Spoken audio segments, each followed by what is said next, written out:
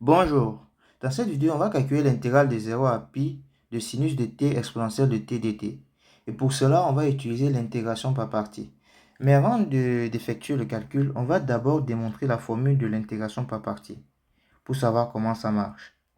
On sait que l'intégrale de u' fois v est encore égale à u fois v moins l'intégrale de v' fois u. Et pour démontrer cette formule, on va partir de deux fonctions u et v dérivables sur un intervalle k. Et si les fonctions sont dérivables, alors elles sont continues dans cet intervalle. On va également prendre deux valeurs a et b appartenant à l'intervalle k. On sait que la dérivée du produit u fois v' est donnée par la formule u' fois v plus v' fois u. Et de plus, si les fonctions u' et v' sont continues sur cet intervalle k, alors on sait que u' fois v et v' fois u sont également continus, comme produit de fonctions continues. Et je peux donc intégrer de part et d'autre de l'égalité et obtenir que l'intégrale de a à b de u fois v de t dt est égale à l'intégrale de a à b de u' fois v de u' de t fois v de t dt plus l'intégrale de a à b de v' de t u de t dt. Bien, ceci étant dit, je vais exprimer cette intégrale-là en fonction des deux autres expressions. C'est-à-dire que l'intégrale de a à b de u' de t v de t dt est égale à l'intégrale de a à b u fois v' dt moins l'intégrale de a à b de v' de t u de t dt. Ici, je peux voir que je suis en train de chercher la primitive d'une dérivée. C'est-à-dire, je cherche la primitive de u fois v'. Et le résultat ici, c'est u de t fois v de t entre a et b moins l'intégrale de a à b de v' de t u de t dt.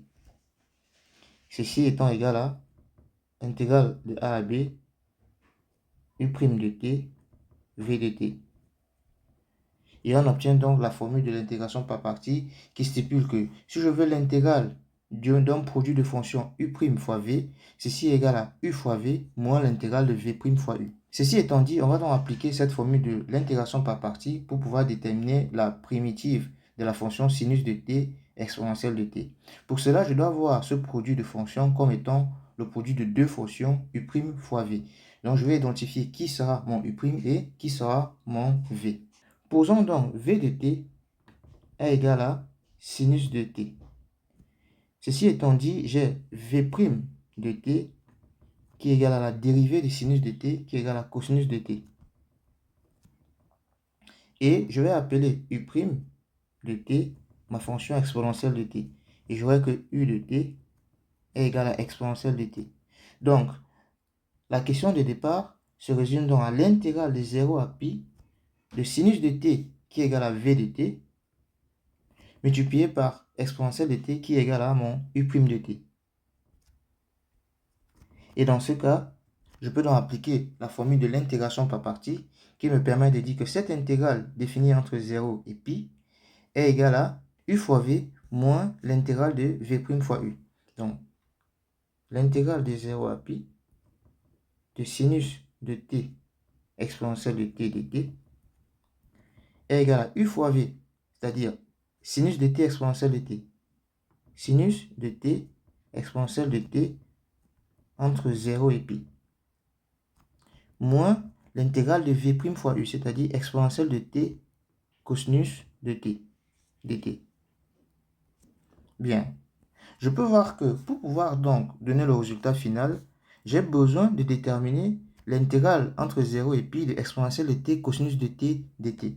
Sauf que là, cela nécessite aussi une intégration par partie. Donc, il s'agit ici de faire une double intégration par partie, du moins jusqu'ici, pour pouvoir trouver le résultat. Donc, je vais intégrer une fois de plus par partie cette expression. Je vais dire que l'intégrale, donc, j'ai écrit à part, je vais appeler ceci 1. l'expression 1 est donc égale à l'intégrale de 0 à pi de exponentielle de t cosinus de t dt. Je vais prendre, bon, v de t comme étant cos de t.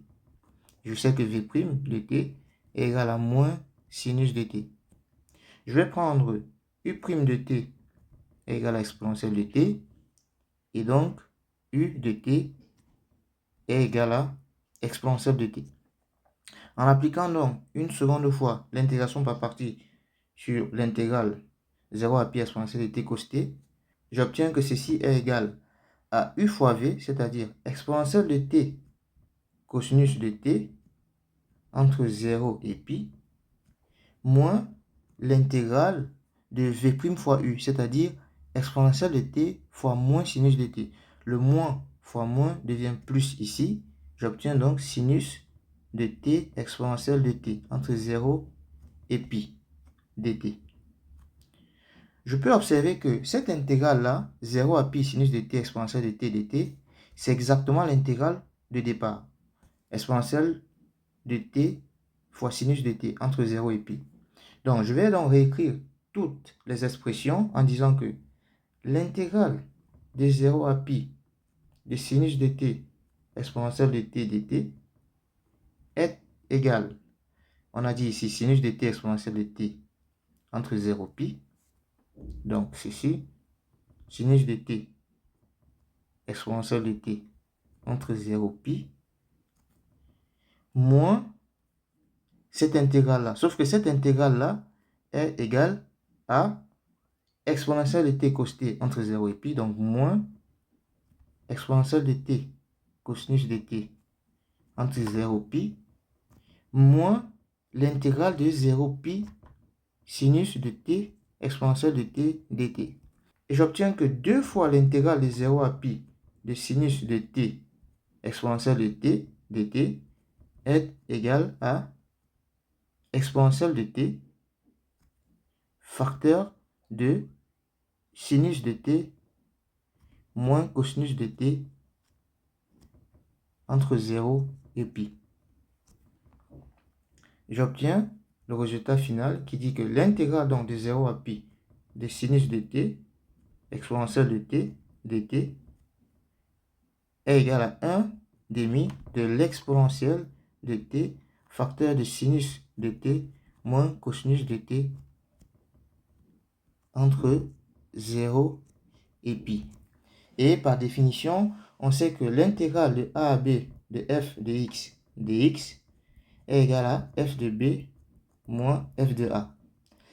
F étant la primitive de la fonction f. Ici, on a trouvé que la primitive donc de cette fonction est égale à 1 demi d'exponentielle de t facteur de sinus de t moins cosinus de t. Et je vais donc effectuer f de pi moins grand f de 0. J'obtiens donc comme résultat 1 demi facteur de exponentielle de pi multiplié par sinus de pi. Alors, si je trace mon cercle trigonométrique, je sais que là, je lis les valeurs de cosinus et sur l'axe des ordonnées, je lis les valeurs de sinus. Je peux voir que sinus de pi, c'est-à-dire juste ici, est égal à 0. Et cosinus de pi est égal à moins 1. Donc, j'obtiens ici 0 moins fois moins 1 égale à plus 1. Donc, j'obtiens exponentielle de pi tout simplement. Moins exponentielle de 0, facteur de sinus de 0, une fois de plus, je suis ici, sinus de 0 égale à 0, et cosinus de 0 est égal à 1. Cos, je lis les cosinus sur l'axe des abscisses. Cosinus de 0 est égal à 1. J'obtiens donc 0 moins fois 1 fois moins 1, ici, et j'obtiens moins exponentielle de 0 fois moins 1 qui me donne plus exponentielle de 0. Or, exponentielle de 0, c'est 1.